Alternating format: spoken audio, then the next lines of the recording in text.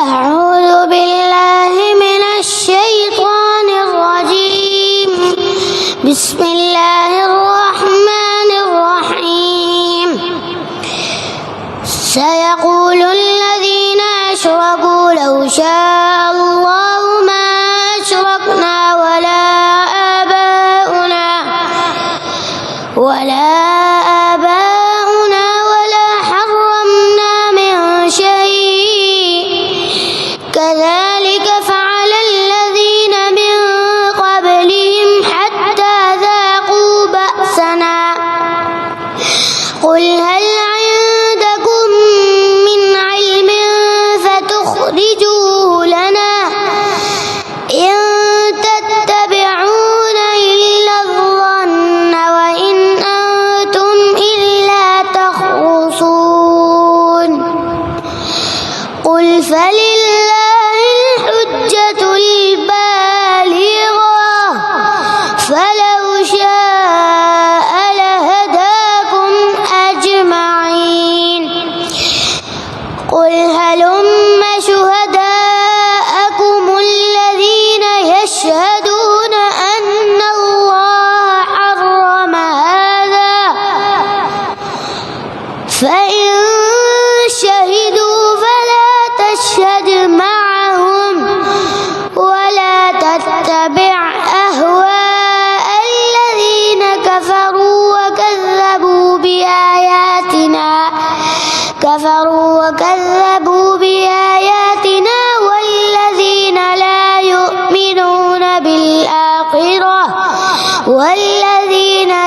يؤمنون بالآخرة وهم بربهم يعدلون قل تعالوا واتل ما حرم ربكم عليكم ألا تشركوا به شيئا وبالوالدين إحسانا ولا تقتلوا أولادكم من إملاق نحن نرزقهم وإياكم ولا تقربوا الفواحش ما ظهر منها وما بطن ولا تقتلوا النفس التي حرم الله إلا بالحق ذلكم وصاكم به لعلكم تعقلون صدق الله العظيم. الحمد للہ وکفیٰ وسلام علی عبادہ الذین اصطفیٰ اما بعد. سورہ انعام کا یہ 18واں اور 19واں رکوع ہے. سورت اپنے اختتام پر ہے. ابتدائی سورت سے ہی اللہ تعالیٰ نے توحید، رسالت، آخرت، قرآن کریم کے موضوع پر مختلف دلائل کو ذکر فرمایا. پھر مشرکین کی جانب سے کیے گئے اعتراضات کا ذکر کیا اور اس کے بعد ان اعتراضات کے جوابات کو ذکر فرمایا. اور اس کے بعد یہ جو دو گروہ بن گئے، ایک ایمان والوں کا، ایک نہ ماننے والے یعنی کفار کا، ان دونوں کا حشر ذکر کیا کہ کل قیامت کے دن ایمان والے اپنے پروردگار سے ملاقات کر رہے ہوں گے اور ان کے لیے لہم دار السلام، سلامتی والا گھر ہوگا یعنی جنت ہوگی. اور جو جہنم کا طبقہ ہے، جو کفار ہیں، یہ جہنم کی آگ میں جلائے جائیں گے. اور اس وقت پہ جب ان سے پوچھا جائے گا کہ الم یأتیکم رسل منکم، کیا تمہارے پاس کوئی ایک رسول نہیں آیا تھا تم میں سے جس نے تمہیں یہ ساری باتیں بتلائی ہوں، تو وہ خود اس بات کو، اس قصور کو قبول کریں گے اور اقرار کریں گے اپنی غلطی کا کہ ہاں بالکل شہدنا علی انفسنا، کہ بے شک ہمارے پاس ایک بتانے والا، خبردار کرنے والا آیا تھا اور اس نے ہمیں خبردار کیا تھا. وغرتہم الحیات الدنیا، دنیا کی زندگی نے ہمیں دھوکے میں ڈال دیا اور ہم نے اس بندے کی بات کو قبول کرنے کے بجائے اپنے آپ پر بھروسہ کیا اور اپنے آپ پہ بھروسہ کرنے کا نتیجہ آج ہم بھگت رہے ہیں. یہ تمام باتیں ذکر کر کے اللہ تعالیٰ نے مشرکین کی چند رسومات کو ذکر کیا کہ یہ ان کے درمیان کچھ رسمیں رائج ہیں۔ ایک رسم تو یہ ہے کہ جب لڑکی پیدا ہو تو اس کو زندہ درگور کر دیتے ہیں، لڑکا پیدا ہو تو بعض لوگ اس کو رکھ لیتے ہیں، بعض اس کو بھی زندہ درگور کر دیتے ہیں، یہ بات سوچ کر کہ یہ کھائے گا کہاں سے، اس کو کھلائیں گے کیسے، اس کو پالیں گے کیسے، اخراجات کیسے اس کے پورے ہوں گے۔ دوسری رسم کا اللہ نے ذکر کیا کہ بہت سارے لوگ ان میں سے ایسے ہیں جو اپنے جانوروں کو 2 حصوں میں یا 3 حصوں میں تقسیم کر دیتے ہیں، اور بعض لوگ اپنے غلے اور اپنی کھیتی باڑی کی صورت میں نکلنے والی غلے کو 3 حصوں میں تقسیم کر دیتے ہیں۔ ایک حصہ اللہ کے نام پہ مقرر کر دیتے ہیں، ایک حصہ بتوں کے نام پہ مقرر کر دیتے ہیں، اور ایک حصہ اپنی ذات کے لیے رکھتے ہیں۔ جو اللہ کے نام پہ حصہ ہے اس میں سے غرباء کو کھلا دیتے ہیں، جو بتوں کے نام پہ حصہ ہے اس کو بتوں پہ چڑھاوے کے لیے استعمال کرتے ہیں، اور جو اپنی ذات کے لیے اس کو اپنے فائدے کے لیے استعمال کرتے ہیں۔ بتلاؤ کہ یہ 3 طرح کی تقسیم تم کہاں سے لے کے آئے، کون سی سند ہے تمہارے پاس اس کی؟ تو یہ رسومات کو مختلف ذکر کیا کہ فلاں جانور مرد کھا سکتے ہیں، عورت نہیں کھا سکتی اس کا گوشت، فلاں جانور جو ہے اس کے پیٹ میں جو بچہ ہے اس بچے کے سے جتنے فوائد حاصل کرنے ہیں وہ سب کے سب مرد کر سکتے ہیں، عورتیں نہیں کر سکتی، یا وہ کر سکتے ہیں جو فلاں بت کے فیورٹ لوگ ہیں، اپنی طرف سے بنا لیا تھا کہ فلاں فلاں فلاں قبیلے والے فلاں بت کے فیورٹ ہیں، لہٰذا وہ اس میں سے چیزوں کو استعمال کر سکتے ہیں۔ تو ان رسومات کا اللہ نے ذکر فرمایا، اور تمام رسومات کو ذکر کر کے یہ بات کہہ دی کہ یہ اللہ پر بہت بڑا بہتان ہے جس کا بدلہ ان قریب اللہ رب العزت ان سے لے گا۔ اور آگے یہ بات بھی بتلا دی کہ اللہ ہی کی ذات ہے جس نے تمام کی تمام اشیاء کو پیدا کیا، جو غلے تم اگاتے ہو اس کا پیدا کرنے والا بھی اللہ، جو جانور تم استعمال کرتے ہو سواری کے لیے، بوجھ برداری کے لیے، کھانے پینے کے لیے، ان کو پیدا کرنے والا بھی ایک اکیلا تنہا اللہ رب العزت ہے۔ جب ان کی پیدائش میں، ان کی پیداوری میں، ان تمام چیزوں کی بڑھوتری میں ایک اکیلا تھا، اس کے ساتھ کوئی شریک نہیں تھا، آج جب تم ان کو استعمال کر رہے ہو تو اس کے اندر شریک بھلا کہاں سے آ گئے؟ لہٰذا جتنی بھی چیزیں ہیں ان تمام کے اندر یہ بات اصولی ہے کہ اللہ کے سوا کسی کا یہ حق نہیں کہ اس کی طرف عبادت کے طور پہ کسی بھی چیز کو منسوب کیا جائے۔ عبادت کے لائق، سجدے کے لائق فقط ایک ہی ذات ہے، اور وہ اللہ رب العزت کی ذات ہے۔ اسی کو اختیار ہے کسی بھی چیز کو حلال یا حرام کرنے کا، تمہیں کوئی اختیار نہیں۔ لہٰذا اللہ نے جس چیز کو حلال کر دیا اس کو حرام نہ سمجھو اپنے اوپر، اور جس چیز کو اللہ نے اپنے لیے اللہ نے تم پر حرام کر دیا اس چیز کو اپنے لیے حلال نہ سمجھو۔ حلال حرام کا اختیار اللہ کے پاس ہے۔ اسی کے ضمن میں یہ بات بھی سمجھا دی کہ اللہ رب العزت نے تمہیں جو چیزیں عطا کی ہیں ان میں سے کچھ اشیاء کھانے پینے کی وہ ہیں جو گوشت کہلاتی ہیں، اور کچھ اشیاء وہ ہیں جو گوشت کے علاوہ ہیں۔ جو گوشت کے علاوہ اشیاء ہیں ان میں اصول بیان کر دیا کہ گوشت کے علاوہ تمام اشیاء میں اصل یہ ہے کہ تمام کی تمام چیزیں حلال ہیں سوائے ان کے جن کو شریعت مطہرہ نے حرام قرار دیا۔ لہٰذا گوشت کے علاوہ کھانے پینے کی جتنی اشیاء ہیں ان تمام اشیاء میں کسی بھی چیز کے حلال ہونے پر دلیل نہیں مانگی جائے گی، حرام ہونے پر دلیل مانگی جائے گی۔ فقہا نے یہاں سے ایک مسئلہ نکالا، اگر گوشت کے علاوہ کوئی اور چیز ہے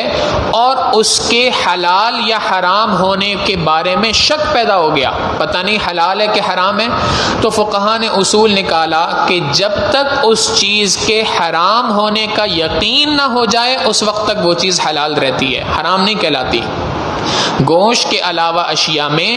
جب تک کہ کسی چیز کے حرام ہونے کا یقین نہ پیدا ہو اس وقت تک وہ چیز حرام نہیں ہے، حلال ہی ہے، شک پیدا ہونے سے حرام نہیں ہو جائے گی۔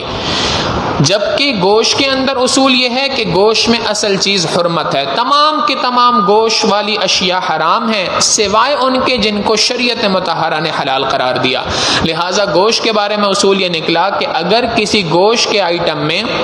شک پیدا ہو جائے کہ پتہ نہیں حلال ہے کہ حرام ہے تو وہ چیز حرام رہتی ہے، جب تک کہ اس کے حلال ہونے کا یقین نہ ہو جائے اس وقت تک وہ چیز حرام ہے۔ لہٰذا گوشت کی اشیاء کے اندر تحقیق کا کرنا بہت زیادہ ضروری ہے۔ یہ اصول بیان کیا، پھر اس کے بعد 4 جانوروں کا ذکر کیا کہ اللہ نے تم پر 4 جانوروں کو حلال کیا ہے۔ اونٹ کا ذکر کیا، گائے کا ذکر کیا، بکرے کا ذکر کیا، دمبے کا ذکر کیا کہ یہ 4 جانور تم پر حلال ہیں، اور یہ جانوروں کو تم کھا سکتے ہو اللہ کا نام لے کر۔ اگر اللہ کے سوا کسی اور کا نام لوگے تو اس صورت میں یہ حرام ہو جائیں گے۔ کسی بت کا نام لوگے تب بھی حرام، کسی نبی کا نام لوگے، ولی کا نام لوگے تب بھی حرام۔ یہ حلال اس وقت ہوں گے جب ان جانوروں پر اللہ رب العزت کا نام لیا جائے گا۔ تو یہ تمام باتیں ذکر کی، اور اس کے بعد مشرکین کے کچھ مستقبل میں ہونے والے اعتراضات کی پیشن گوئی کر دی کہ اے میرے محبوب صلی اللہ علیہ وسلم، ان قریب آپ سے یہ سوال کریں گے، ان قریب یہ شوشہ چھوڑیں گے۔ چنانچہ ان کے اس شوشے کو بھی ذکر کیا، ان کے اس بھونڈی دلیل کو بھی ذکر کیا، اور اس کا جواب بھی یہاں پہ دے دیا کہ جب آپ سے یہ سوال کریں اس وقت پہ آپ ان کو اس کا جواب دے دیجیے گا۔ اور اللہ کی شان کے 8ویں پارے میں اللہ نے ذکر فرمائی یہ بات کہ یہ آپ سے ان قریب سوال کریں گے، اور 14ویں پارے کے اندر اللہ رب العزت نے اس واقعے کی تفصیل بھی ذکر فرما دی کہ جیسے ہی آیات نازل ہوئیں اس کے کچھ ہی عرصے کے بعد مشرکین نے وہی بات کہہ دی جو قرآن کریم نے پہلے سے بتلا دی تھی کہ ان قریب کہیں گے۔ اور وہ بات یہ ہے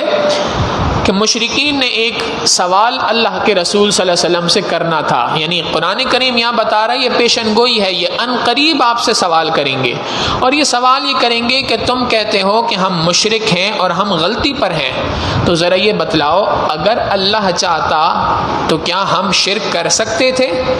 اب ظاہر ہے اس کا جواب تو یہی ہے کہ نہیں، اگر اللہ چاہتا کہ تم شرک نہ کرو تو تم کبھی شرک نہ کر سکتے تھے۔ تو اب آگے سے کہتے کہ اگر اللہ چاہتا تو ہم شرک نہ کرتے، اگر ہم شرک کر رہے ہیں تو اس کا مطلب یہ ہے کہ یہ درست ہے۔ اگر اللہ چاہتا تو ہم سب کے سب موحد ہو جاتے جیسے تم کہہ رہے ہو، اگر ہم سب کے سب موحد نہیں ہیں اور اللہ کی چاہت بھی نہیں ہے تو اس کا مطلب ہے جو کام ہم کر رہے ہیں یہ اللہ کو قبول ہے۔ قرآن کریم نے اس کے 3 جوابات دیے۔ پہلا جواب یہ دیا کہ یہ اس لیے غلط ہے کہ اگر یہ بات درست ہوتی تو رسول بھی اس کا حکم دے دے۔ جب رسول کا سچا رسول ہونا ثابت ہو گیا اور رسول نے یہ بات بتلا دی کہ اللہ کی جانب سے یہ منع ہے، تو اب اس کا منع ہونا ثابت ہو گیا، اب تمہاری اس بانڈی دلیل کا کوئی جواب نہیں دیا جائے گا۔ دوسری بات، اللہ رب العزت نے ایک اور سوال ان سے کیا کہ اچھا اگر تم سمجھتے ہو کہ واقعی یہ دستور ہے کہ اگر اللہ منع کریں گے تو وہ چیز منع ہو جائے گی، وہ غلط ہوگی، اور اگر اللہ نے منع نہیں کیا تو وہ چیز غلط ہے، تو تم سوچو آج دنیا میں 2 گروہ ہیں، ایک مشرکین کا گروہ ہے، ایک مسلمانوں کا گروہ ہے۔ یقیناً تمہارے نزدیک بھی 2 گروہوں میں سے کوئی ایک گروہ صحیح ہے، دوسرا غلط ہے، کیونکہ دونوں دوسروں کو غلط کہتے ہیں، تو ان میں سے کوئی ایک صحیح ہوگا اور ایک غلط ہوگا۔ اب یہ بتلاؤ اگر تم صحیح ہو اور مسلمان غلط ہیں تو اس کے اندر بھی اللہ کی چاہت شامل ہے، اور اگر مسلمان صحیح ہیں اور تم غلط ہو تو اس میں بھی اللہ کی چاہت ہے، کیونکہ دونوں کام کر رہے ہیں اور اللہ کی جانب سے کسی کو بھی سزا نہیں ہو رہی فی الحال۔ تو اصل بات یہ ہے کہ اللہ نے ہدایت کی باتیں قرآن کریم نے اپنے رسول صلی اللہ علیہ وسلم کی زبان سے بتلا دی ہیں اور دنیا میں لوگوں کو چھوڑ دیا ہے۔ اب تمہارے پاس آپشن ہے، چاہے تو نیکی کی صورت اختیار کرو، چاہے تو برائی کی صورت اختیار کرو۔ تو یہ نہیں کہہ سکتے اگر اللہ چاہتا تو ہم مشرک نہ ہوتے، تمہارا یہ اعتراض ہرگز درست نہیں۔ اور تیسری بات یہ کہی کہ اچھا اگر تمہارے پاس اس سوال کا بھی کوئی جواب نہیں اور وہ جو پہلے دلیل مانگی تھی رسولوں کی بنیاد پر اس کا بھی کوئی جواب نہیں، اور تمہارے پاس کوئی دوسری دلیل موجود نہیں اس بات کو سمجھانے کے لیے، تو ذرا کوئی گواہ لے آؤ۔ جو اللہ نے جب تمہیں یہ کہا ہو کہ شرک کرو اس وقت پر وہاں جو شخص موجود تھا واقعتاً وہاں پر موجود گواہ تھا تو اس گواہ کو لے آؤ، جھوٹا گواہ نہ لانا، حقیقی گواہ کوئی موجود ہے تو اس کو لے آؤ۔ یہ 3 جوابات اللہ رب العزت نے ان کے اس اعتراض کے دیے اور نبی علیہ السلام کو بتلائی یہ بات کہ یہ ان قریب آپ سے سوال کریں گے، اور جب یہ سوال کریں تو آپ ان کو یہی جواب دیجیے گا۔ اللہ رب العزت فرماتے ہیں سیقول الذین اشرکوا، ان قریب جو لوگ شرک کرتے ہیں وہ یہ بات کہیں گے لو شاء اللہ، اگر اللہ یہ بات چاہتا، ما اشرکنا ولا آباؤنا، نہ ہم شرک کرتے نہ ہم مشرک ہوتے، ولا آباؤنا، اور نہ ہمارے آباء و اجداد مشرک ہوتے، ولا حرمنا من شیء، اور نہ ہی ہم کسی چیز کو حرام کرتے۔ اگر ہم کسی چیز کو حرام کر رہے ہیں، اگر ہم اور ہمارے آباء و اجداد شرک کے اندر لگے ہیں آپ کے بقول، تو اللہ رب العزت کی جانب سے کوئی سزا تو نہیں آئی، اور اگر کوئی سزا نہیں آئی تو یہ اس بات کی دلیل ہے کہ ہم تو حق پر ہیں، یہ ان کا اعتراض تھا۔ قرآن کریم نے کہا کذالک کذب الذین من قبلہم، حقیقت یہ ہے کہ جب تم اس بات کو کہہ رہے ہو تو تم یہ بات سمجھ لو کہ حق اور باطل، صحیح اور غلط کا معیار یہ بات نہیں ہے جو تم نے کہی ہوئی ہے یا سوچی ہوئی ہے، بلکہ صحیح اور غلط، حق اور باطل کا معیار اللہ کے رسول صلی اللہ علیہ وسلم کی ذات ہے، نبی ہے، رسول ہے۔ رسول کسی بات کو کہے گا ٹھیک تو وہ بات ٹھیک ہوگی، اور رسول کسی بات کو کہے گا غلط تو وہ بات غلط ہوگی، اس لیے کہ رسول اپنی جانب سے نہیں کہتا، وما ينطق عن الهوى ان هو الا وحی یوحى، نبی علیہ السلام اپنی مرضی سے، اپنی چاہت سے کوئی بات نہیں کہتے تمہارے درمیان، بلکہ جو بات آ گئی اور تم اس بات کے مخالف کام کر رہے ہو تو تم نے رسول کو جھٹلا دیا، اور جب رسول کو تم نے جھٹلایا تو تم نے کوئی انوکھا کام نہیں کیا۔ کذالک کذب الذین من قبلہم، تو ان باتوں کے پیچھے چل رہے ہیں، وَإِنْ أَنْتُمْ إِلَّا تَخْرُصُونَ، اور بے شک تم تو، پہلی بات فرمائی ان تتبعون الا الظن، تم تو سوائے گمان کے کسی اور کے پیچھے نہیں چل رہے، وَإِنْ أَنْتُمْ إِلَّا تَخْرُصُونَ، تم تو اندازے کے تیر ہیں جو لگا رہے ہو، جیسے ایک بندے کی آنکھوں پہ پٹی باندھ دی جائے اور اس کے ہاتھ میں تیر دے دیے جائیں کہ بھائی تم یہ تیر اندازی کرو اور تیر مارو نشانے کے اوپر، نظر کچھ نہیں آ رہا تو وہ اندازے سے تیر مار رہا ہے، کبھی ادھر مار رہا ہوگا کبھی ادھر مار رہا ہوگا، نشانے کے علاوہ ہر جگہ لگیں گے۔ لہٰذا اللہ رب العزت بھی یہی بات فرماتے ہیں، جیسے اندھے کے تیر ہوتے ہیں، جس بندے کی آنکھوں پہ پٹی باندھ دی جائے جیسے وہ اندھا دھند تیر چلا رہا ہوتا ہے، یہ بھی ایسی باتیں کر رہے ہیں، ان باتوں کے پیچھے کوئی سند نہیں ہے۔ قل، آپ ان کو بتا دیجئے، فَلِلَّهِ الْحُجَّةُ الْبَالِغَةُ، دلوں تک پہنچنے والی اصل دلیل تو اللہ ہی کی جانب سے ہوتی ہے، وہ دلیل جو انسان کے دلوں کو چھو جائے، وہ دلیل جو انسان کے سینے کے اندر اتر جائے، وہ دلیل تو اللہ ہی کی جانب سے آتی ہے۔ تمہاری باتیں تو بے سر و سراپا باتیں ہیں، ان باتوں کے پیچھے کوئی حقیقت نہیں ہے، حقیقت اگر ہے تو اللہ رب العزت کی باتوں کے اندر ہے، جو اللہ نے اپنے حبیب صلی اللہ علیہ وسلم کے ذریعے سے دنیا میں بھیج دی۔ فَلَوْ شَاءَ لَهَدَاكُمْ أَجْمَعِينَ، ہاں اگر اللہ چاہتا تو تم سب کے سب کو ہدایت پر زبردستی جمع کر سکتا تھا، مگر اللہ نے یہ بات نہ چاہی، بلکہ اللہ نے یہ چاہا کہ تمام لوگوں کو دنیا کی ہدایت کا راستہ بھی دکھلا دیا جائے، گمراہی کا راستہ بھی بتلا دیا جائے۔ وَهَدَيْنَاهُ النَّجْدَيْنِ، دونوں راستے دکھلا دیے، اب تمہاری مرضی ہے، سیدھے راستے پہ چلنا چاہو تو تمہارا فائدہ، اور برائی کے راستے پہ چلو گے تو نقصان بھی تمہارا ہے۔ قل، آپ فرما دیجئے، ہلم شہداءکم الذین یشہدون ان اللہ حرم ھذا، کوئی دلیل نہیں ہے تمہارے پاس تو ہلم شہداءکم، اپنے میں سے وہ گواہ لے آؤ، الذین یشہدون، جو اس بات کی گواہی دیتے ہوں کہ ان اللہ حرم ھذا، اللہ نے ان تمام جانوروں کو حرام کر دیا تھا، ایسے گواہ لے آؤ۔ اب یہ اتنے بدبخت ہیں کہ یہ ہو سکتا ہے کہ جھوٹے گواہ کھڑے کر دیں،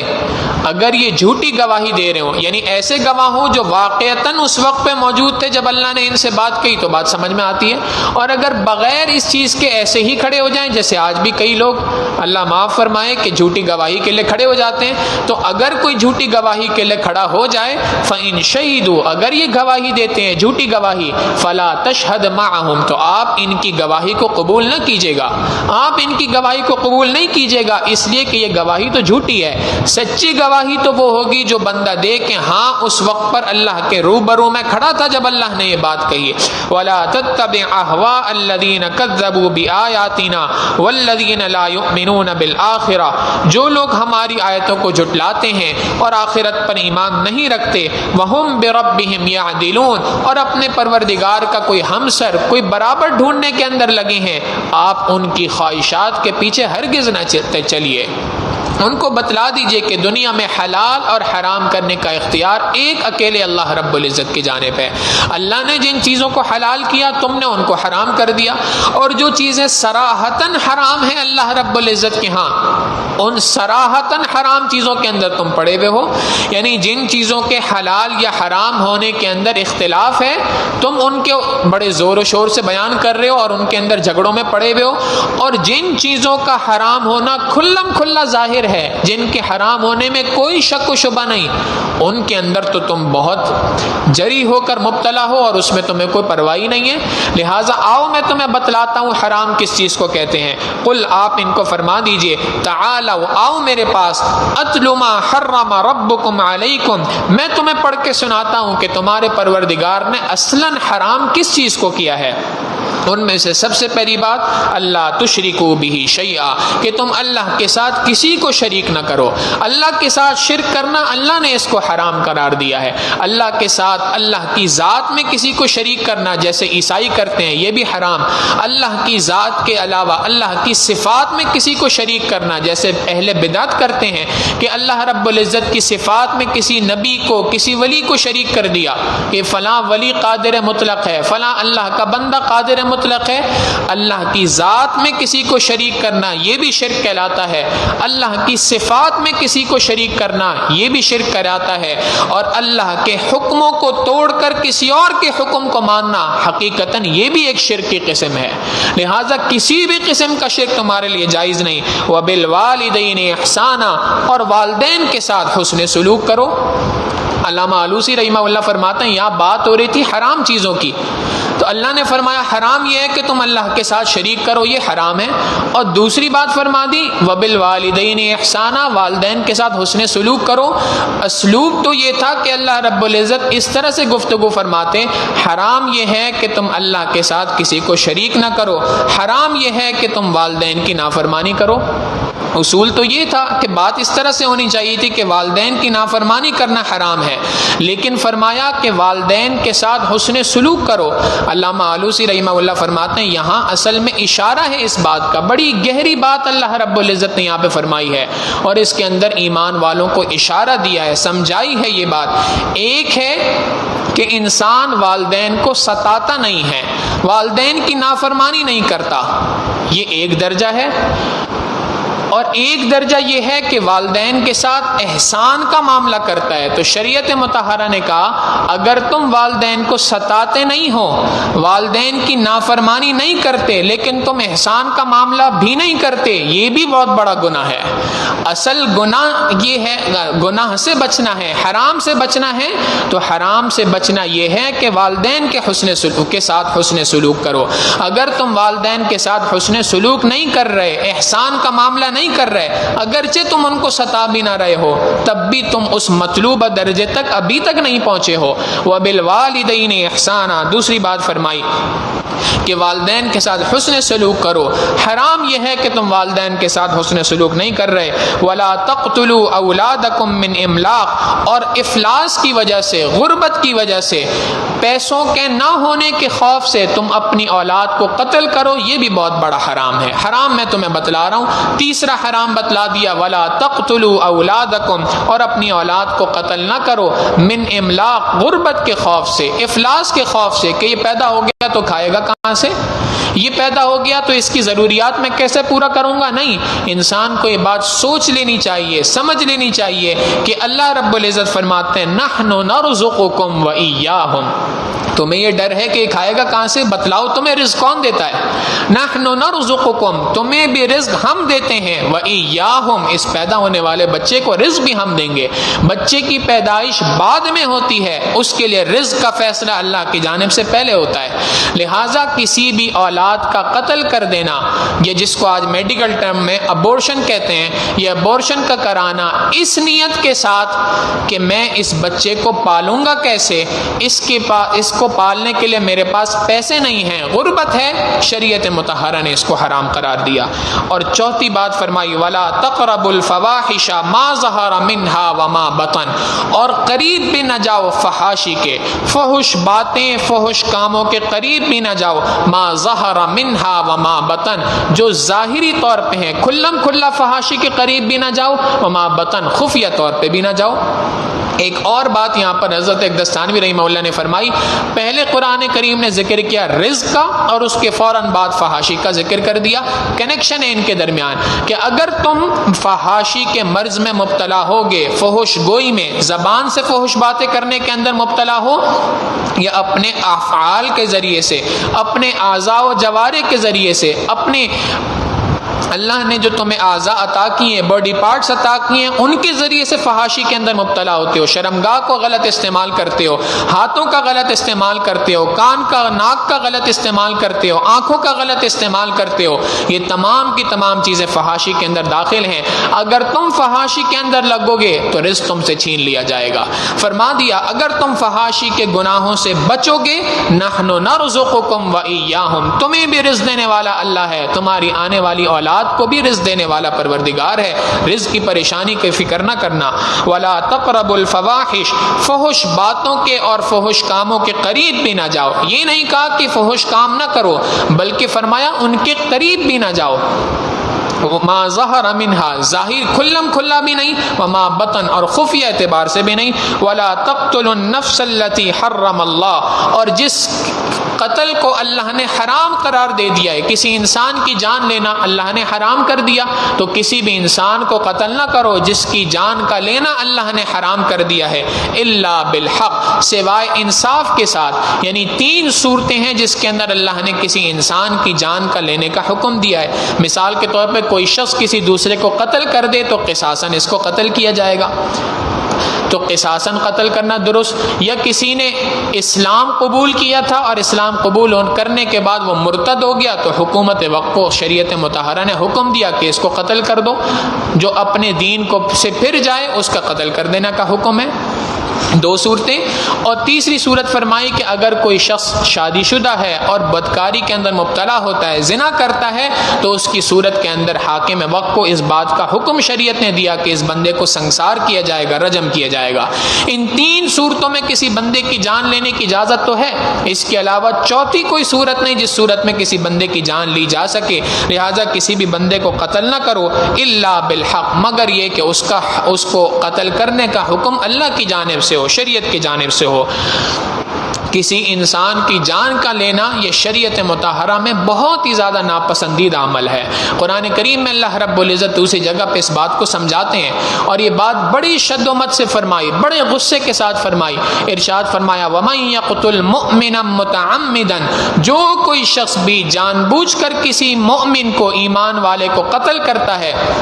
فَجَزَاؤُهُ جَهَنَّمْ، اس کی جزا جہنم کے سوا کوئی دوسری جگہ نہیں۔ اگر اللہ رب العزت اتنی بات فرما دیتے تو بات کافی تھی، بات ختم ہو گئی تھی، لیکن لگتا یہ ہے کہ ایمان والے کی جان لینا اللہ کو اتنا ناپسندیدہ ہے کہ غصہ ختم نہیں ہوا۔ آگے فرمایا خالدن فیہا، وہ ہمیشہ ہمیشہ جہنم کے اندر رہے گا۔ اتنی بات بھی کہہ دیتے تو کافی تھا،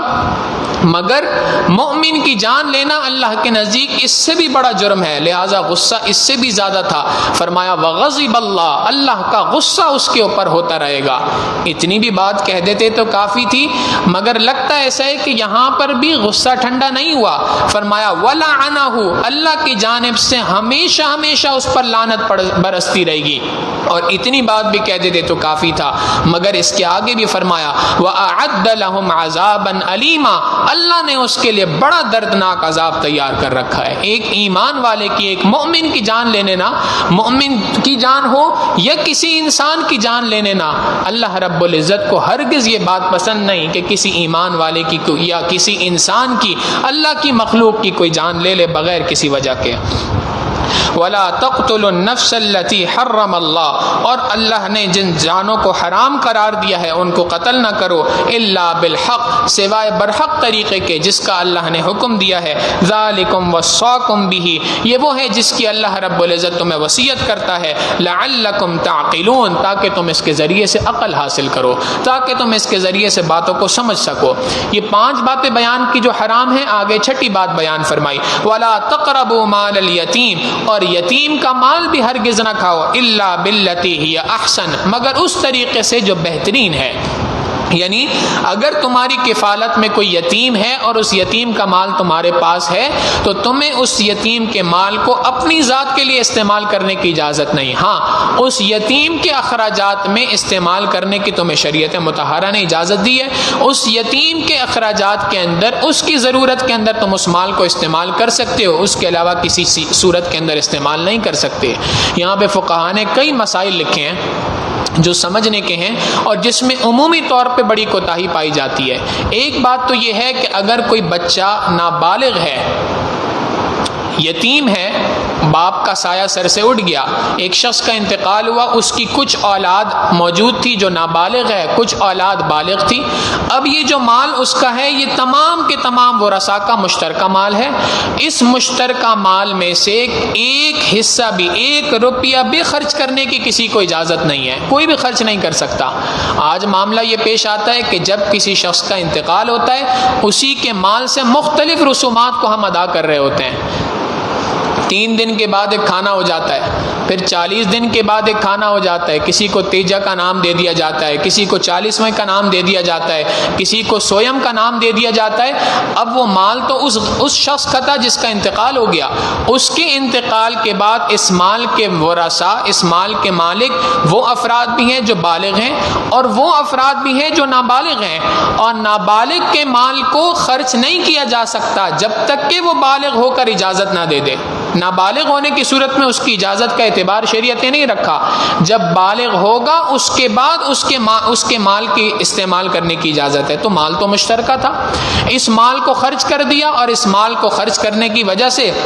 جتنے لوگ آئے اس محفل میں شریک ہوئے سب کو کھلایا. اس مال کا خرچ کرنا حرام تھا، اس سے جو دیگ بنی وہ حرام، جتنے لوگوں نے کھایا وہ سب کا سب حرام. اور اس کے بعد دعائیں کرتے ہیں جی اللہ اس کا ثواب فلاں کو پہنچا دے. بھئی کیسے ثواب پہنچے گا؟ آپ نے تو اس کے مال کے اندر ناجائز تصرف کیا، اس کے مال کے اندر ناجائز طریقے سے اس کے مال کو استعمال کیا. حقیقت یہ ہے کہ شریعت مطہرہ نے بات کہی ہے کہ جب میت کا انتقال ہو جائے، جب کسی شخص کا انتقال ہو جائے، وہ میت بن جائے، اب اس کے بعد اس کے قرضے کی ادائیگی اس کے مال سے ہو سکتی ہے. اس کے مال میں سے اس کی تجہیز تکفین کا اس سلسلہ ہو سکتا ہے، اور اس کے مال میں سے اگر کوئی وصیت ہے تو اس کو ادا کیا جائے گا، اس کو پورا کیا جائے گا. اس کے علاوہ جتنا مال ہے وہ رثا میں تقسیم کیا جائے گا. تقسیم کرنے کے بعد ہر وارث اگر چاہے تو اپنے حصے کے مال میں سے جو بھی اللہ رب العزت کے راستے میں خرچ کرنا چاہے وہ خرچ کر سکتا ہے. لیکن اس سے پہلے اس مال کا خرچ کرنا ناجائز اور حرام ہے. یہ اسی آیت کے ذیل میں مسئلہ ہے. وَلَا تَقْرَبُوا مَالَ الْيَتِيمِ، اور یتیم کا مال کے قریب بھی مت جاؤ. یہ نہیں کہا مال نہ کھاؤ. سورہ نساء میں فرمایا تھا لا تأکلوا مال الیتیم، یتیم کا مال نہ کھاؤ. وہاں پر یہ بات فرمائی کہ یتیم کا مال نہ کھاؤ، اور یہاں پہ یہ بات فرما دی کہ یتیم کے مال کے قریب بھی نہ جاؤ. الا باللتی ہی احسن، مگر اس طریقے سے جو نیکی والا ہے، جو شریعت نے بتایا اس کی ضروریات میں استعمال کرنا. حتی یبلغ شدہ، یہاں تک کہ وہ بلوغت کی عمر کو پہنچ جائے. جب بلوغت کی عمر کو پہنچ جائے گا تو وہ مال اس کے حوالے کر دیا جائے گا. اور اللہ نے کیا حرام کیا ہے؟ وَأَوْفُوا الْكَيْلَ وَالْمِيزَانَ، ناپ تول کو پورا کرو.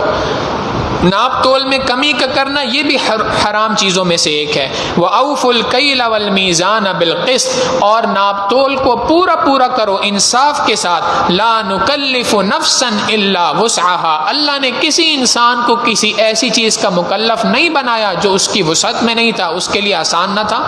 اللہ نے اگر تمہیں حکم دیا ہے کہ تم اپنے مال کو پورا تول کر ادا کرو تو اس کا معنی یہ ہے کہ مال کو پورا تول کر ادا کر کے کاروبار کا کرنا نہ صرف یہ کہ شریعت کا حکم ہے بلکہ یہ ممکن کام ہے. قرآن کریم کہتا ہے لا نکلف نفسا الا وسعها، اللہ نے اگر کسی شخص کو کسی کام کا حکم دیا ہے تو اس کی طاقت کو سامنے دیکھ کر حکم دیا ہے. اب جب حکم آ گیا کہ ناپ تول میں کمی نہیں کرنی بلکہ پورا ناپ تول کے دینا ہے تو یہ شریعت مطہرہ کا واضح اصول ہے. اس کی خلاف ورزی کرنا نہ صرف یہ کہ ناجائز اور حرام ہے بلکہ کبیرہ ترین گناہوں میں سے ایک ہے۔ حضرت شعیب علیہ السلام کی جو قوم تھی، اللہ نے اس قوم کے اوپر جو عذاب نازل فرمایا، اس عذاب کے پیچھے وجہ یہی تھی کہ یہ ناپ تول کے اندر کمی کیا کرتے تھے۔ اور ناپ تول میں کمی جہاں چیزوں کی خرید و فروخت کے اندر ہوتی ہے کہ اگر ایک چیز مثال کے طور پہ ایک بندے نے 1000 روپے دیے 1 کلو کے بدلے میں، تو اس کو 1 کلو ہی ادا کیا جائے گا، جتنا وعدہ کیا اتنا ہی ادا کیا جائے گا، یہ بھی ناپ تول کو پورا کرنے کی صورت ہے۔ اسی طریقے سے اگر کوئی بندہ ایک جگہ پہ کانٹریکٹ کرتا ہے، ایک جگہ پہ یہ معاہدہ کرتا ہے کہ جی میں یہاں پر اس وقت سے لے کے اس وقت تک کا وقت ادا کروں گا، ملازمت کروں گا یہاں پہ، اور اپنی اس ملازمت میں اس وقت سے لے کے اس وقت تک کا جو وقت ہے یہ فلاں فلاں وقت میں نے اس کمپنی یا اس کام کے لیے مختص کر دیا ہے، تو اب وہ جس کام کے لیے مختص کیا ہے اس کے اندر بھی ڈنڈی مارنا۔ 5 بجے تک کا وقت تھا، 4 بجے آفس سے اٹھ کے آ گئے، 3 بجے اٹھ کے آ گئے، 2 بجے اٹھ کے آ گئے، اور اس کو وہاں پر یہ اظہار کیا ہے یا اس کمپنی میں یہ بات بتلائی جا رہی ہے کہ جی میں نے تو وقت پورا کیا تھا۔ یہ جو ہے یہ بھی ناپ تول کے اندر کمی ہے، اور شریعت مطہرہ نے بات کہی کہ جیسے ناپ تول میں کمی کرنا حرام تھا، یہ بھی ناپ تول میں کمی کا ایک حصہ ہے، یہ بھی ناجائز اور حرام ہے۔ لہذا فرما دیا وَأَوْفُوا الْكَيْلَ وَالْمِيزَانَ۔ حضرت اقدستانوی رحمہ اللہ یہاں پہ بات ارشاد فرماتے ہیں کہ آج حقیقت یہ ہے کہ لوگ ان تمام معاملات کو دینداری کا حصہ ہی نہیں سمجھتے، یعنی ناپ تول میں کمی کرنا اس کو کوئی گناہ سمجھتا ہی نہیں ہے، لہٰذا نماز پابندی کے ساتھ ادا کر رہے ہوں گے، مسجد میں آ رہے ہوں گے، ہر سال حج اور عمرے بھی کر رہے ہوں گے، نمازیں بھی ادا ہو رہی ہیں، اعتکاف میں بھی بیٹھا جا رہا ہے، روزے بھی رکھ رہے ہیں، اور اپنی جانب سے یہ زعم ہے، اپنی جانب سے یہ گمان ہے کہ جی مجھ سے بڑا نیکوکار تو کوئی ہے ہی نہیں دنیا کے اندر۔ حالانکہ شریعت مطہرہ یہ بات بتلا رہی ہے کہ اگر تم یہ کام نہیں کرتے اور اگر تم ناپ تول میں کمی کر رہے ہو تو تم صراحتاً حرام کے اندر مبتلا ہو۔ اس حرام کو حرام نہیں سمجھا جاتا۔ آج کل بدقسمتی یہ ہے کہ جو جتنا زیادہ دیندار بظاہر بنتا ہے وہ اتنے ہی زیادہ ان معاملات کے اندر کوتا ہوا کرتا ہے، لہٰذا اس کو دین کا حصہ سمجھنا چاہیے اور دین کا حصہ سمجھتے ہوئے ان تمام معاملات کو پورا کرنا چاہیے۔ وَأَوْفُوا الْكَيْلَ وَالْمِيزَانَ، اور ناپ تول میں کو پورا کرو بالقسط، انصاف کے ساتھ۔ لَا نُكَلِّفُ نَفْسًا إِلَّا وُسْعَهَا، اللہ نے کسی انسان کو اس کی جان سے زیادہ کا مکلف نہیں کیا۔ وَإِذَا قُلْتُمْ، اور 8ویں بات بتا دی، وَإِذَا قُلْتُمْ، جب تم کسی سے کوئی بات کرو تو فَعْدِلُوا، انصاف کے ساتھ بات کرو، وَلَوْ كَانَ ذَا قُرْبَى، اگرچہ وہ تمہارا رشتہ داری کیوں نہ ہو، سگا بھائی کیوں نہ ہو، جب تم بات کر رہے ہو تو انصاف کی بات کرنی چاہیے۔ بات کرتے ہوئے تمہارے دل میں، تمہارے ذہن میں یہ بات نہ ہو کہ اگر میں نے حق کی بات کر دی تو سامنے والا اس حق کی بات کی وجہ سے ناراض ہو جائے گا۔ حق کی بات کہنے میں کسی کی مدح اور ذم کی پرواہ نہیں ہونی چاہیے، بلکہ حق کی بات کو صاف سیدھے طریقے سے بتلا دو۔ وَبِعَهْدِ اللَّهِ أَوْفُوا، 9ویں بات بتلا دی کہ اللہ سے کیے ہوئے وعدوں کو بھی پورا کرو، انسانوں سے کیے ہوئے وعدوں کو بھی پورا کرو، اور آگے بتلا دیا اللہ سے کیے ہوئے وعدوں کو بھی پورا کرو۔ اللہ سے تم نے وعدہ کیا کہ اللہ آپ کے سوا کسی کو معبود نہیں ٹھہرائیں گے، اس وعدے کو پورا کرو۔ تم اللہ کے نام کی قسم لے کر دنیا کے اندر مختلف کاموں کی بات کرتے ہو، اللہ کی قسم میں یہ کام کروں گا، اللہ کی قسم میں یہ کام نہیں کروں گا، تو ان کاموں کو بھی انجام دو یا انجام نہ دو، جو وعدہ کیا ہے اس وعدے کو پورا کرو۔ ذالکم وصاکم بہ، اللہ نے تمہیں ان تمام باتوں کی وصیت کی ہے، لعلکم تذکرون، تاکہ تم اس کے ذریعے سے نصیحت حاصل کر سکو،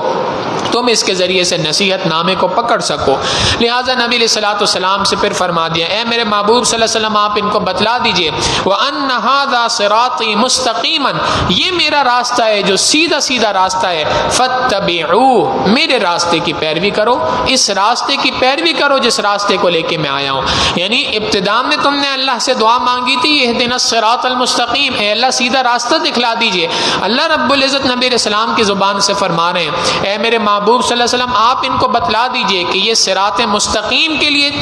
طلبگار ہیں تو صراط مستقیم آپ کا راستہ ہے۔ نبی علیہ السلام فرما رہے ہیں وَأَنَّ هَذَا صِرَاطِي مُسْتَقِيمًا، میرا راستہ صراط مستقیم ہے، میرا راستہ سیدھا راستہ ہے، فَاتَّبِعُوهُ، اسی کی پیروی کرو۔ یعنی جو بات میں تمہیں بتلا رہا ہوں، میرے احکامات، میری زبان سے کہی ہوئی بات، میرے اقوال، میرے افعال، جو کام میں کر رہا ہوں اور جن باتوں کی ہدایت میں تمہیں دے رہا ہوں، ان تمام کاموں کی پیروی کرتے رہو۔ میں جو کام کر رہا ہوں یا میرے سامنے جو میرے صحابہ نے کام کیا، وہ تمام کی تمام باتیں میری سنت کے اندر شامل ہیں، اور ان سنتوں کی پیروی کرو گے تو یہی صراط مستقیم ہے، اسی کی پیروی کرو۔ وَلَا تَتَّبِعُوا السُّبُلَ، اس کے علاوہ دیگر راستوں کی پیروی نہ کرنا۔ میری سنت کو چھوڑ کر کسی اور راستے کی طرف جاؤ گے تو نتیجہ کیا نکلے گا؟ فَتَفَرَّقَ بِكُمْ عَنْ سَبِيلِي، تم اللہ کے راستے سے جدا جدا ہو جاؤ گے، مختلف راستوں میں پڑ جاؤ گے، فرقہ واریت کے اندر مبتلا ہو جاؤ گے۔ اگر تم فرقہ واریت کی آگ کو ختم کرنا چاہتے ہو، قرآن کریم واضح اصول بتلا رہا ہے، اللہ کے رسول صلی اللہ علیہ وسلم کی سنتوں کو مضبوطی سے تھام لو۔ نبی علیہ السلام کی سنتوں کو مضبوطی سے تھامنے کا نتیجہ نہیں نکلے گا، دنیا کے اندر سے فرقہ واریت کا خاتمہ ہو جائے گا۔ ذالکم وصاکم بھی، یہ وہ ہے جس کی اللہ تمہیں وصیت کرتا ہے، لعلکم تتقون، تاکہ تم اس کے ذریعے سے گناہوں سے بچنے والی زندگی گزارو۔ پھر آگے پھر دوبارہ ان سب کو سمجھا دی بات کہ اللہ کے رسول صلی اللہ علیہ وسلم کا راستہ سیکھنے کی بات کی، نبی علیہ الصلوۃ والسلام کی پیروی کرنے کی بات کی، تو نبی علیہ السلام کی پیروی کوئی انوکھا کام نہیں ہے۔ اس سے پہلے دنیا کے اندر موسیٰ علیہ الصلوۃ والسلام بھی تشریف لائے، اور جب موسیٰ علیہ السلام تشریف لائے تو موسیٰ علیہ السلام کے پاس بھی ایک کتاب تھی، ثم آتینا موسیٰ الکتاب، پھر ہم نے موسیٰ علیہ الصلوۃ والسلام کو ایک کتاب یعنی تورات عطا فرمائی، تماماً علی الذی احسن، اس کتاب کو ہم نے مکمل کر دیا تھا اس شخص کے لیے جو نیکوکاری والی زندگی گزارتا تھا، وتفصیلا لکل شیء، اور اس کتاب کے اندر ہر چیز کا، ہر حکم کی تفصیل ہم نے لکھ لی تھی، وہدن، اور وہ کتاب سراپا ہدایت تھی، جو اس کتاب پہ عمل کرے گا اس کو ہدایت حاصل ہوگی، ورحمتن، اور اس کے ذریعے سے اس کو اللہ کی رحمت اس کی جانب متوجہ ہوگی، لعلہم بلقاء ربہم یؤمنون، یہ اللہ نے یہ کتاب اس لیے نازل کی تھی تاکہ تم لعلہم بلقاء ربہم یؤمنون، تاکہ وہ لوگ اپنے پروردگار سے ملاقات کی یقین رکھ سکیں کہ ان کے پروردگار سے ملاقات ہوگی، اس وجہ سے تورات کو نازل کیا۔ تو جو وجہ تورات کے نازل کر دینے کی تھی وہی وجہ حقیقتاً قرآن کریم کے نازل کرنے کی ہے۔ وَهَذَا كِتَابٌ أَنزَلْنَاهُ، اور یہ کتاب قرآن کریم ہم نے آپ پر نازل فرمائی، مبارکن، بڑی بابرکت کتاب ہے، اتنی بابرکت کتاب ہے کہ اس کتاب کو دیکھنا عبادت، اس کتاب کو چھونا عبادت، اس کتاب کی تلاوت کا کرنا عبادت، اس کتاب کے معنی اور مفہوم کو سمجھنا عبادت، اور اس کتاب کے معنی اور مفہوم کو سمجھ کر اپنی زندگی میں لاگو کرنا دنیا کی سب سے افضل ترین عبادت ہے۔ لہٰذا عبادتوں میں سب سے افضل ترین عبادت اس قرآن کریم کے ذریعے سے ہے، اتنی بابرکت کتاب ہے۔ فَاتَّبِعُوهُ، اس کتاب کی پیروی کرو، واتقوا، اور تقوی اختیار کرو، گناہوں سے بچو، لعلکم ترحمون، تاکہ تم پر رحم کیا جا سکے۔ آج اگر ایمان والے یہ بات چاہتے ہیں کہ اللہ کی رحمت ہم پر اتر جائے، ہم پر اللہ رب العزت اپنی مہربانی فرما دے، تو اس مہربانی کا طریقہ قرآن کریم بتلا رہا ہے۔ اس قرآن کریم کو تھام لو، اس قرآن کریم کو اپنے سینے سے لگا لو، اللہ رب العزت تمہیں بلندی عطا فرمائیں گے۔ نبی علیہ الصلوۃ والسلام نے ارشاد فرمایا، ان اللہ تعالی یرفع بہذا الکتاب اقواما، اللہ رب العزت اس قرآن کریم کے ذریعے سے قوموں کو بلندی عطا فرماتے ہیں۔ جس فرد کی زندگی میں یہ کتاب آ جائے گی اس فرد کو اللہ بلندی عطا فرمائیں گے، جس قوم کی زندگی کے اندر یہ کتاب آ جائے گی اللہ رب العزت اس قوم کو بلندی عطا فرما دیں گے، اور جو قوم اس قرآن کریم کو پس پش ڈال دے گی اللہ رب العزت اس قوم کو دنیا کے اندر ذلیل و رسوا فرما دیں گے۔ وہ معزز تھے زمانے میں مسلمان ہو کر، تم خوار ہوئے تارک قرآن ہو کر۔ ہمارے بڑے صحابہ اکرام رضوان اللہ علیہم اجمعین وہ معزز تھے زمانے میں قرآن کریم کو اپنی سینے سے لگانے کی وجہ سے، آج ہم ذلیل و خوار ہو رہے ہیں اس قرآن کریم سے اپنا رشتہ توڑنے کی وجہ سے۔ اللہ رب العزت فرماتے ہیں اگر تم اس قرآن کریم کو اپنے سینوں سے لگاؤ گے لعلکم ترحمون، تم پر رحم کیا جائے گا۔ اور یہ قرآن کریم اللہ نے کیوں نازل فرمایا؟ ارشاد فرما دیا ان تقولوا، تاکہ تم کل قیامت کے دن یہ بات نہ کہہ سکو انما انزل الکتاب علی طائفتین من قبلنا، کہ ہم سے پہلے تو کتاب تو صرف دو گروہوں پر، یہودیوں اور عیسائیوں پہ نازل ہوئی تھی، ہم پر تو کوئی کتاب نازل ہی نہیں ہوئی، اگر کوئی کتاب ہوتی تو ہم اس پر ایمان لے آتے۔ وَإِن كُنَّا عَن دِرَاسَتِهِمْ لَغَافِلِينَ، اور ہم تو اس کتاب کی تدریس سے، اس کتاب کے پڑھنے سے غافل تھے، پتہ نہیں تھا اس کتاب کے بارے میں، اس لیے ہم ایمان نہیں لے کے آئے۔ کہیں کل قیامت کے تو تم یہ بات نہ کہہ دیتے، اس لیے اللہ نے اس حجت کو تام کرنے کے لیے قرآن کریم کو اتار دیا۔ او تقولوا، یا تم کل قیامت کے دن یہ بات نہ کہہ دو لو انا انزل علینا الکتاب، کہ اگر ہم پر کتاب دنیا کے اندر نازل ہوتی لکننا اہدی منہم، تو ہم ان یہودیوں اور عیسائیوں سے زیادہ ہدایت یافتہ ہوتے، اس لیے اللہ نے اس کتاب کو نازل کر دیا۔ اب اس کتاب کے نازل کرنے کے بعد فقد جاءکم بینۃ من ربکم وہدی ورحمۃ، تحقیق تمہارے پاس تمہارے پروردگار کی جانب سے واضح نشانیوں والی کتاب آ چکی، جو سراپا ہدایت ہے اور سراپا رحمت ہے۔ اب بتلاؤ ذرا، فمن اظلم ممن کذب بآیات اللہ، جو اللہ کی آیتوں کو جھٹلائے گا، وصدف عنہا، اور دوسروں کو اس کتاب سے جو روک کے رکھے گا، اس شخص سے بڑا ظالم بھلا دنیا کے اندر کون ہو سکتا ہے؟ سنجزی الذین یصدفون عن آیاتنا سوء العذاب،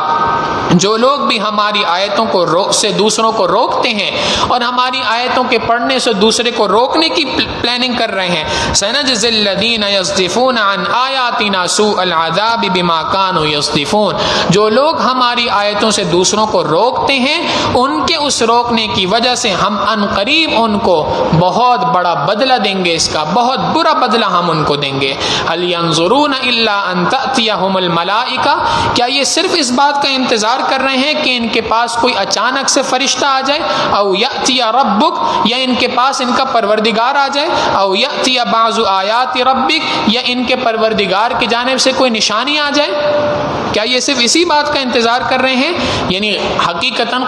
قرآن کریم یہ بات کہہ رہے ہیں، کیا یہ اپنے پروردگار کے آنے کا، یعنی پروردگار کے حکم سے قیامت کے آنے کا انتظار کر رہے ہیں؟ یوم یأتی بعض آیات ربک، جب آپ کے پروردگار کی بعض نشانیاں ان کے اوپر آ پہنچیں گی، یعنی قیامت آ جائے گی، لا ينفع نفسا ایمانها، تو کسی شخص کو اس کا ایمان اس دن فائدہ نہیں دے گا۔ قیامت کے آ جانے کے بعد، موت کے آ جانے کے بعد کسی شخص کا ایمان اس کو فائدہ نہیں دے گا۔ لم تکن آمنت من قبل، جو پہلے ایمان نہیں لے کے آیا، او کسبت فی ایمانها خیرا، یا کسی کا ایمان اس کو خیر اور بھلائی کی بات کما کر نہیں دے گا اس دن۔ قل، آپ فرما دیجئے، انتظروا، تو بے شک تم انتظار کرو، انا منتظرون، بے شک ہم بھی تمہارے ساتھ انتظار کر رہے ہیں اس فیصلے کی گھڑی کا۔ ان الذین فرقوا دینہم، جن لوگوں نے اس دین کے ٹکڑے ٹکڑے کر دیے، دین کو مختلف حصوں میں بانٹ دیا، وکانوا شیعا، اور وہ گروہوں میں تقسیم ہو گئے، لست منہم فی شیء، تو حقیقت یہ ہے کہ وہ آپ میں سے نہیں ہے، مسلمانوں میں سے نہیں ہے، جو اسلام کا نام مختلف صورتوں میں بگاڑ رہے ہیں، ان کا اسلام سے کوئی تعلق نہیں ہے۔ ساجز نے اگرچہ بات پیچھے مکمل ہو رہی تھی، لیکن اس آیت کو یہاں پر جوڑا موجودہ حالات کے تناظر کے اندر، کہ جیسے آج یہ بات کہی جا رہی ہے کہ جی ہمارے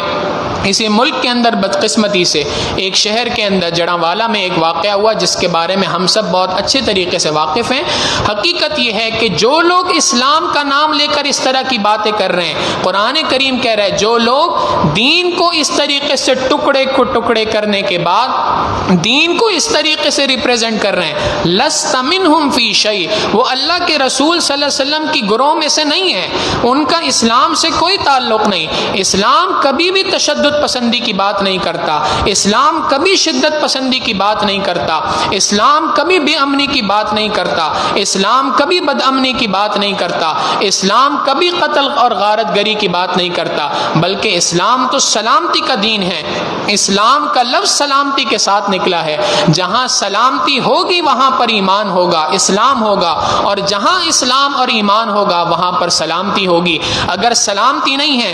مسلمانوں کے ملک کے اندر، اگر کسی جگہ کے اوپر اگر ایمان والوں کی یا انسانوں کی جان کسی جگہ پر بھی محفوظ نہیں ہے تو حقیقتاً وہاں اسلام کا کوئی نام نہیں ہے۔ یہ جو لوگ یہ بات کہہ رہے ہیں کہ ہم نے اسلام کو حفاظت کے لیے ایسا کیا، اسلام کو ان کی اپنی حفاظت کے لیے ایسے اوچھے ہتھ کنڈوں کی ہرگز ضرورت نہیں ہے۔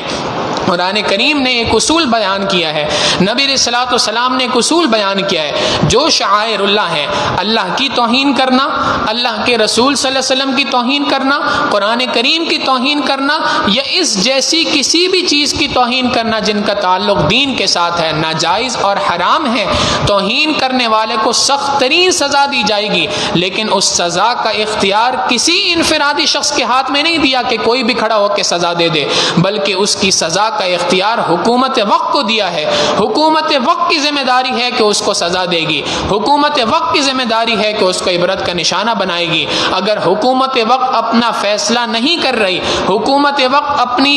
اس ڈیوٹی کو پوری طریقے سے ادا نہیں کر رہی تو اس کا